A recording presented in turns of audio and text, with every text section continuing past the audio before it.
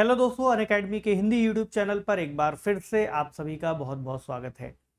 इस बार हर वर्ष की तरह नोबेल पुरस्कारों की घोषणा कर दी गई है और इस वर्ष भी हम अक्टूबर के महीने में ही अमूमन इस घोषणाओं को देखते हैं, तो इस साल भी ऐसा ही दिख रहा है। और भौतिकी विज्ञान के क्षेत्र में, रसायन विज्ञान, मेडिसिन और अन्य ऐसे क्षेत्रों में जो नोबेल पुरस्कार है वो दिया जाता है। आज के इस सेशन में हम नोबेल पुरस्कारों पर चर्चा शुरू कर रहे हैं और इसकी एक सीरीज लगभग सभी पुरस्कारों पर हम लेकर के आएंगे, ताकि विस्तार से आपको हर पुरस्कार के बारे में डीपली जानकारी के साथ साथ उसकी सतही जानकारी से भी अवगत करा सके।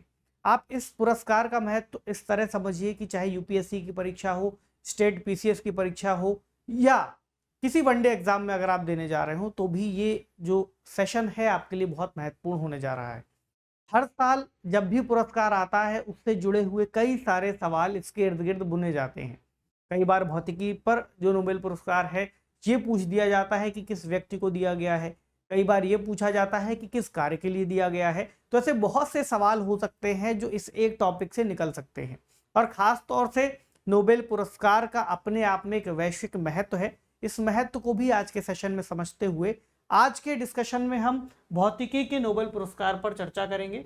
उसके बाद जैसे जैसे इसकी अगली कड़ियां आती जाएंगी और नोबेल पुरस्कार अनाउंस होते जाएंगे, हम इसके अगले सेशंस में उनको कवर करेंगे। ठीक है, तो शुरुआत करेंगे भौतिकी के नोबेल पुरस्कार से। खबरों में इसलिए है क्योंकि 2023 का भौतिकी का नोबेल पुरस्कार एनी एल व्हिलियर, पियरे एगोस्टिनी और फेरेंस क्रॉस को दिया गया है। ठीक है, एटो सेकंड भौतिकी में इन्होंने कार्य किया है। अभी कुछ बेसिक बातें समझ लेते हैं, फिर अंदर चल करके एक एक शब्दों को तोड़ेंगे, आराम से समझेंगे। एटो सेकंड भौतिकी में काम किया है। ठीक है, अगर ये पूछा जाए किस में काम किया है, एटो सेकंड भौतिकी, एक शब्द आपको मिल गया।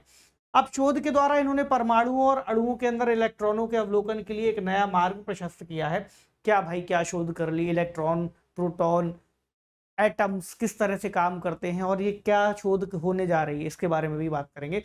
पहले हम शुरू करते हैं नोबेल प्राइज से कि आखिरकार ये पुरस्कार क्या है, किस तरह से इनको दिया जाना शुरू किया गया है। तो जैसा कि इसके नाम में लिखा हुआ है नोबेल पुरस्कार, तो एक व्यक्ति थे अल्फ्रेड नोबेल नाम के। ठीक है, अल्फ्रेड नोबेल, जिनके नाम पर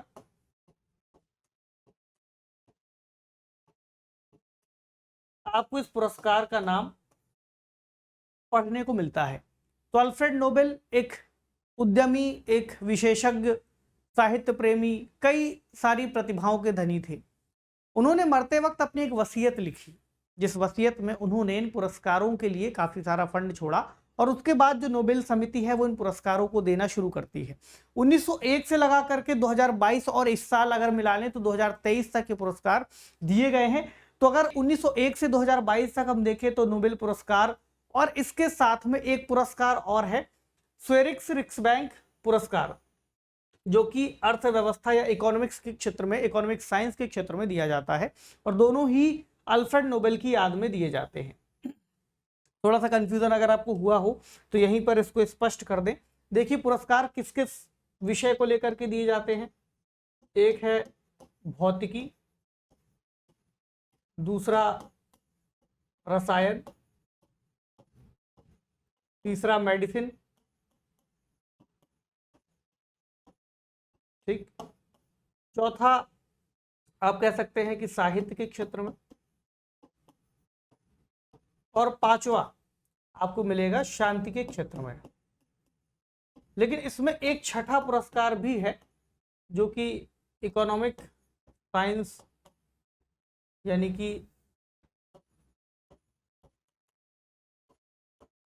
अर्थ विज्ञान पर दिया जाता है, या आर्थिक विज्ञान हम कह सकते हैं। अब ये वाला जो पुरस्कार है ये एक अलग से एक संस्था है, रिक्सबैंक, स्वेरिक्स रिक्सबैंक, जो इस पुरस्कार को देता है, लेकिन ये भी अल्फ्रेड नोबेल की याद में ही दिया जाता है। ठीक है, बाकी के ये पुरस्कार है। अब इनमें भी आप ये देखिए कि ये जो चार पुरस्कार हैं, ठीक है, और इंक्लूडिंग दिस, ये पुरस्कार दिए जाते हैं स्वीडन के राजधानी शहर में, और ये शांति का पुरस्कार है ये दिया जाता है नॉर्वे में। ठीक है, अगर आप इसको मैप में देखें तो ये है स्वीडन, ये है नॉर्वे। तो नॉर्वे का एक शहर है ओस्लो, यहां दिया जाता है शांति पुरस्कार, ठीक है, याद रखिएगा, शांति पुरस्कार दिया जाता है नॉर्वे के शहर ओस्लो में, और बाकी के पुरस्कार दिए जाते हैं स्वीडन के शहर स्टॉकहोम में, ठीक है। ये दो बातें हैं। अब अभी तक 615 बार नोबेल पुरस्कार दिया जा चुका है और 989 लोगों को 2022 तक ये पुरस्कार लोगों और संस्थाओं को दिया जा चुका है। नोबेल पुरस्कार एक अंतर्राष्ट्रीय पुरस्कार है जिसको नोबेल फाउंडेशन के द्वारा चलाया जाता है, जो कि स्टॉकहोम में मौजूद है, स्टॉकहोम स्वीडन में, ठीक है। 1968 में स्विरिक्स रिक्सबैंक जो दूसरा पुरस्कार है वो स्थापित किया गया था, और इकोनॉमिक साइंस के क्षेत्र में अल्फ्रेड नोबेल की याद में ये भी दिया जाता है। तो बेसिक कहानी ये हो गई। अब एक सवाल आपको ये भी पूछना होगा कि भाई इस पुरस्कार का आखिरकार इतना महत्व क्यों है, क्योंकि इसमें पदक वगैरह तो मिलते ही है, वैश्विक ख्याति तो मिलती ही है, साथ ही जो एक अमाउंट है पुरस्कार के तहत एक राशि मिलती है, वो भी अपने आप में काफी ज्यादा राशि होती है। अभी तक अगर आप देखते हैं तो इसके तहत 1 मिलियन स्वीडिश क्रोना दिया जाता था, 1 मिलियन, याद रखिएगा। और इस साल से यानी 2023 से इस पुरस्कार को बढ़ा दिया गया है, और कितना हो गया है ये 11 मिलियन स्वीडिश क्रोना, यानी अगर आप मोटा मोटा भारत की मुद्रा में निकालेंगे तो 8.1 करोड़ रुपए, मतलब कौन बनेगा करोड़पति खेलने से ज्यादा पुरस्कार आपको यहाँ मिलेगा। लेकिन ये बहुत मतलब अपने आप में महत्व का पुरस्कार है, और बहुत वैश्विक स्तर पर गिने हुए कुछ ही लोगों को मिलता है जिनका शोध वाकई में बहुत ज्यादा महत्वपूर्ण है, और विश्व के लिए कुछ ऐसे प्रयोगों को लेकर के आता है जिससे संपूर्ण मानवता और विज्ञान जगत या जिस क्षेत्र से वह संबंधित है उसका बहुत अनूठा कार्य उन्होंने किया हो, ठीक है। ये कुछ बेसिक जानकारी हो गई। चलिए अब हम लौटते हैं हमारे भौतिकी के पुरस्कार पर। तो भौतिकी के पुरस्कार का भी अपना एक इतिहास है, उसके बाद इस वर्ष के पुरस्कारों को इसमें हम जोड़ लेंगे। तो the Nobel prize in physics has been awarded 117 time, यानी 117 बार 225 पुरस्कार दिए जा चुके हैं। इसमें अब आप कहेंगे कि 225 लोगों को मतलब कैसे दिए जा चुके, 117 बार ही दिए। तो कई बार ऐसा भी होता है कि पुरस्कार एक से ज्यादा लोगों को दे दिया जाए। मान लीजिए भौतिकी का पुरस्कार है, उसमें 2 लोगों को मिल जाए, 3 लोगों को मिल जाए, हो सकता है वो लोग आधा आधा पुरस्कार शेयर करें या 1/3 शेयर करें। तो इस तरह से इसको बांट दिया जाता है। अगर उसी फील्ड में कई लोग एक साथ स्वतंत्र रूप से कार्य कर रहे हो तो उन सभी को एक साथ मिला करके फिर सम्मानित किया जाता है। अच्छा, भौतिकी के क्षेत्र में एकमात्र व्यक्ति ऐसे हैं जिनको यह पुरस्कार 2 बार मिला है। कौन है वो? जॉन ब्रांडीन।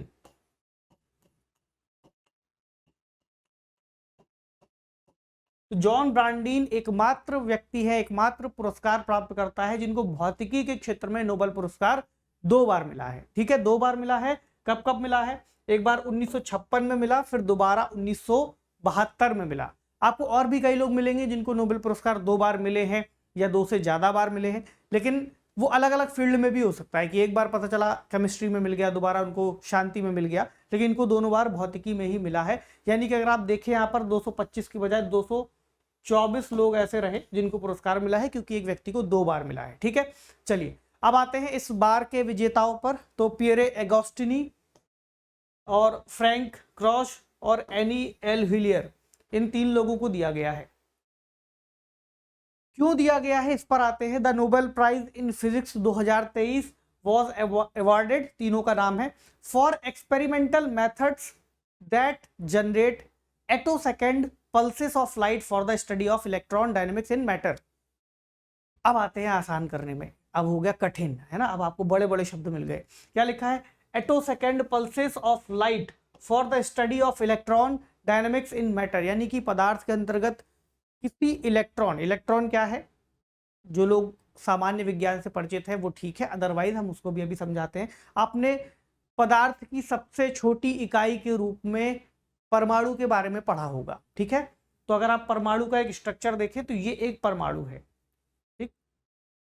एक परमाणु का जो स्ट्रक्चर है, अगर आप मतलब मेरा इस हाथ को या इस पेन को अगर आप छोटा करते जाएंगे तो आप काटते हुए अंत में जिस सबसे छोटी इकाई पर पहुंचेंगे वो होगी एटम, यानी उसका परमाणु।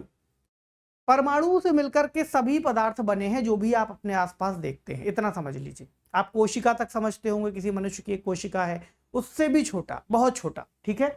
तो परमाणु को अगर आप और छोटे स्तर पर तोड़ेंगे तो परमाणु के अंदर आपको एक नाभिक दिखाई देगा। क्या दिखेगा? नाभिक। यह जो नाभिक है यह मिलकर के बना है न्यूट्रॉन और प्रोटॉन से। किससे? न्यूट्रॉन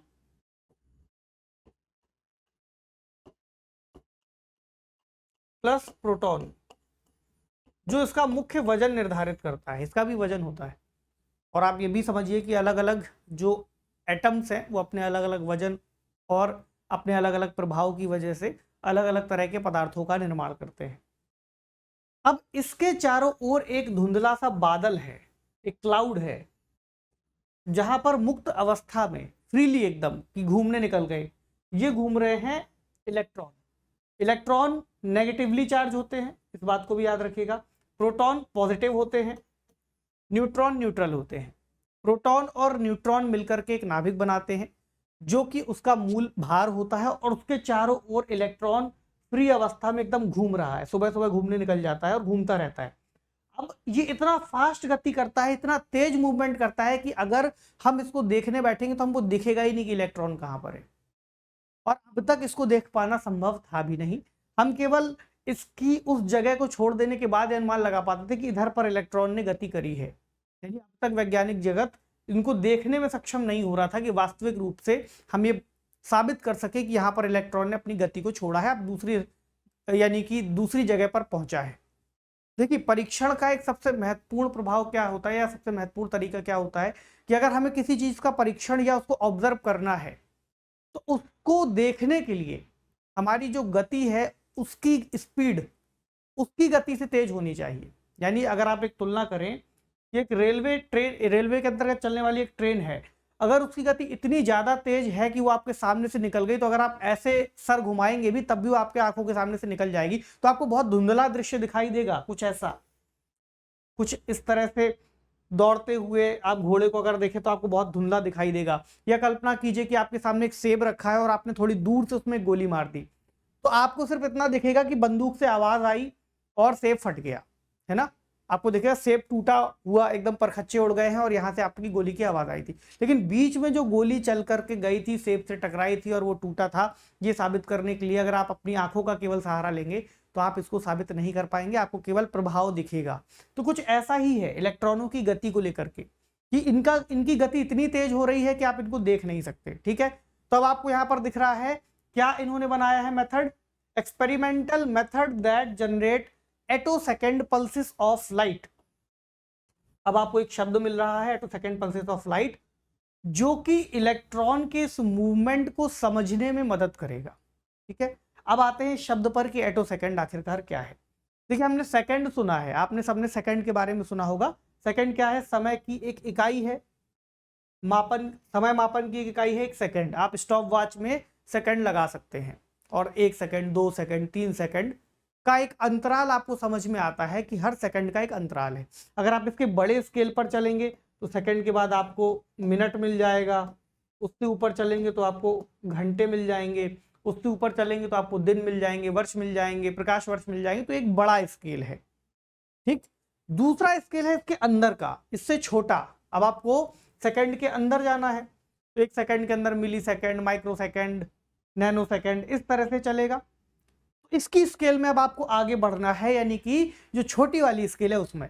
अब देखिए, 1 सेकंड आपको पता है कि घड़ी में आपका टाइमर लग जाता है, आपने सेकंड को तो भरपूर इंजॉय किया होगा, सेकंडों में काम हो जाता है, आपको पता है। अब आप आइए कैमरे पर। एक कैमरा जो बहुत तेजी से चलने वाले ऑब्जेक्ट्स को, जैसा भी मैंने आपको यहाँ दिखाया, कोई रेस हो रही, मान लीजिए साइकिल की रेस है या घोड़े की रेस है, इसको कैप्चर करना है तो ये 2 तरह से करेगा। अगर आपके कैमरे का शटर, जो कैप्चरिंग करने की तकनीक है, शटर उसको बोलते हैं, अगर वो इतना तेज है, शटर की स्पीड इतनी तेज है कि उसमें से प्रकाश कहीं ज्यादा बार गुजर जाए। शटर क्या है? जैसे आपकी पलक 2 बार 3 बार झपक रही है, उसमें से बार बार प्रकाश अंदर आ रहा है और जा रहा है। अगर मेरी आंखें लगातार खुली हुई हैं तो मैं लगातार किसी स्थिर ऑब्जेक्ट को देखने में सक्षम हूं। ठीक है, अगर वो ऑब्जेक्ट बहुत तेज चलने लग जाए तो मुझे देखने के लिए, अगर मैं स्थिरता से एक जगह देख रहा हूं तो मैं नहीं देख पाऊंगा, उसके लिए मुझे बहुत तेजी से देखना होगा। तो वही देखने के लिए उस कैमरे का शटर जितना तेजी से काम करेगा, उतना तेजी से जो मूविंग ऑब्जेक्ट है, जो चलने वाला ऑब्जेक्ट, जैसे ट्रेन, घोड़ा बहुत तेजी से भाग रहा है, उसकी तस्वीर या वीडियो आप देख पाते हैं और वो ब्लर नहीं होती। ठीक है, तो ये कितनी तेजी से काम करता है 10 की घाते -3 मिली सेकेंड पर, ठीक है, यानी सेकेंड से छोटा हो गया। अब आप आइए, जो केमिकल रिएक्शन आपने कभी छोटी क्लासेस में किए हो, लेबोरेटरीज में किए हो, तो जैसे ही आप एक कंपाउंड में दूसरा मिलाते हैं तो रिएक्शन हो जाता है, उसकी गति कितनी है, 10 की घाते -6, ये माइक्रो सेकेंड हो गया। अब आपने अपने मोबाइल फोन यूज किए हैं, मोबाइल फोन में अगर आपने टेक्निकल थोड़ा सा भी होकर के कभी किसी फोन को खरीदा होगा, उसमें आपको दिखेगा उसके प्रोसेसर की क्षमता लिखी होती है कि भाई किसी भी एक कंपनी का, क्वालकॉम का, स्नैपड्रैगन क्वालकॉम का है या फिर मीडियाटेक का है, कोई भी प्रोसेसर लगा है तो वो कितना ज़्यादा इफेक्टिव है, कितना ज़्यादा पावरफुल है और कितना छोटा है, उसमें लिखा होगा 7 नैनोमीटर या 4 नैनोमीटर। आप देखिएगा कभी भी कोई आईफोन यूज़ कर रहे हो, कुछ भी टेक्निकल थोड़ा सा जाइएगा तो आपको दिखेगा कि वो नैनो की स्केल में काम करता है, जो फास्ट इलेक्ट्रॉनिक्स है। और नैनो की स्केल क्या है, 10 की घाते -9। माइक्रो सेकेंड की क्या है, 10 की घाते -6। मिली सेकेंड की क्या है, 10 की घाते -3। इसको ये बात छोटा करते हुए आइए, अब आपको जो छोटे आणविक स्तर पर जो कंपन होते हुए दिखते हैं, आपको दिखते नहीं है मतलब महसूस होते हैं, जैसे कि ऊष्मा का स्थानांतरण है तो आणविक स्तर पर कंपन हो रहे हैं, ठीक है, ये किस में आया, यह है पिको सेकेंड की गति में, 10 की घाते -12। अब उसके भी नीचे आ जाइए यहां पर। अब यहां पर किसी एटम को अगर आपको देखना है तो ये स्केल पर आप आ सकते हो और एटम को समझ सकते हैं। तो 10 की घाते -15 यानी फेम्टो सेकेंड, ठीक, फेम्टो सेकेंड। अभी तक वैज्ञानिक इस स्तर तक तो प्रयोग कर पा रहे थे, यहां पर किसी परमाणु की संरचना तक तो पहुंच पा रहे थे, लेकिन परमाणु की संरचना के बाद अगर आप उसके और छोटे स्तर पर जाते हैं, परमाणु को भी तोड़ करके अंदर देखना चाहते हैं क्या है, हालांकि वैज्ञानिक रिसर्च में तो इसके कहीं अंदर तक पहुंच चुके हैं, क्वार्क की भी संकल्पना आ रही है, क्वांटम मैकेनिक्स इसके बाद आपको काम करता हुआ दिखेगा, ठीक है। तो जब आप इलेक्ट्रॉन तक पहुंचते हो और आपको सबूत देना है कि ये देखिए वास्तव में यहाँ पर इलेक्ट्रॉन मौजूद है, तो आपको उस छोटी स्केल को भी देखने में सक्षम होना पड़ेगा, क्योंकि एक परमाणु के अंदर जब आप जाते हैं तो इलेक्ट्रॉन उस परमाणु के आकार से भी कहीं छोटा होता है, उससे 100 गुना 1000 गुना तक छोटा हो सकता है। तो इसको देखने के लिए फिर जो स्केल आती है 10 की घाते -18, फिर इसको कहते हैं एटो सेकेंड। क्लियर है कि 10 की घाते -18 पर जब आप आएंगे तो ये कहलाएगा एटो सेकेंड, जिस स्तर पर आप किसी परमाणु के अंदर जाकर के इलेक्ट्रॉनों की गति को समझ सकते हैं या महसूस कर सकते हैं या देख सकते हैं। अब ये इतनी छोटी मतलब कि प्रकाश की तरंग होगी, इसको देख पाना हमारे लिए सामान्यतः आंखों से संभव नहीं है, और इसका समय काल भी आप देख रहे हैं कि कितना छोटा है, 1 सेकंड, सेकंडों में भी अगर कोई चीज मनुष्यों के सामने से गुजर जाए तो देख पाना थोड़ा सा कठिन हो सकता है। वहीं अगर आप इसका शटर साउंड इतना कम कर देंगे 10 की घाते -18, तो हमारे लिए तो देख पाना संभव नहीं होगा। उसके बावजूद कुछ ऐसे उपकरणों का विकास करने में इन्होंने कामयाबी हासिल की है जो इस तरह से जाकर के कुछ एटो सेकेंड के लिए ही उस प्रकाश के पुंज को दर्शाते हैं। तो ये पता चलता है कि इलेक्ट्रॉनों का मूवमेंट वहां पर कहां पर होगा। तो आइए अब आते हैं उस कहानी पर लौटते हैं जो कि हमारी इससे जुड़ी हुई है फिजिक्स के नोबेल पुरस्कार से। तो इन्होंने इलेक्ट्रॉनों के अन्वेषण के लिए, अब मेरे ख्याल से जो शब्द आएंगे वो आप कहीं बेहतर समझ पा रहे होंगे शुरुआत में जो लिखी थी कहानी उसके मुकाबले। तो इलेक्ट्रॉनों के अन्वेषण के लिए नए तरह के उपकरणों को उन्होंने बनाया है, और परमाणुओं और अणुओं के भीतर जो इलेक्ट्रॉनों का व्यवहार है उसकी खोज के लिए अभी उपकरण काम में आने वाले हैं। अब हम ये समझ पाएंगे कि परमाणु के भीतर का स्ट्रक्चर किस तरह से कार्य कर रहा है, और इसके बहुत सारे उपयोग हैं, ना केवल भौतिकी के क्षेत्र में एटो सेकेंड भौतिकी, एक नया शब्द भी इसमें पढ़ने को मिला है एटो सेकेंड भौतिकी, बल्कि आपको मेडिसिन के क्षेत्र में भी इसका बहुत सारा लाभ दिखाई देगा। तो इसके अंदर प्रकाश की बहुत छोटी तरंगें प्राप्त हुई हैं जो इलेक्ट्रॉनों की तीव्र गति और एनर्जी के जो ट्रांसमिशन है या जो चेंजेस हैं उनको मापने में सक्षम थी। इसके लिए इन्होंने एक प्रयोग किया था जिससे कुछ पता चला था।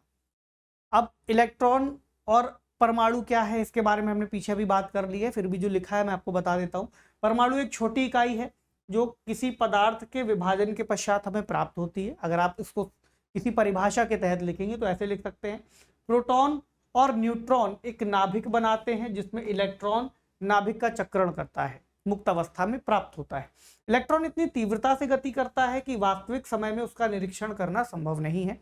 वैज्ञानिकों के नाम है, उनके कार्यों ने केवल एटो सेकेंड तक चलने वाले प्रकाश के स्पंदों का उत्पन्न होना, इलेक्ट्रॉन परिचालन को देखने और अध्ययन करने के निकट लाता है, इनका जो कार्य है। ठीक है, तो बेसिकली चूंकि हम इसको अगर उतना टेक्निकल समझ गए तो बहुत सारे उपकरण, बहुत सारी चीज़ों की आवश्यकता होगी, फिर अगर आपने इसको बना लिया तो आपको भी एक नोबेल पुरस्कार मिल जाएगा।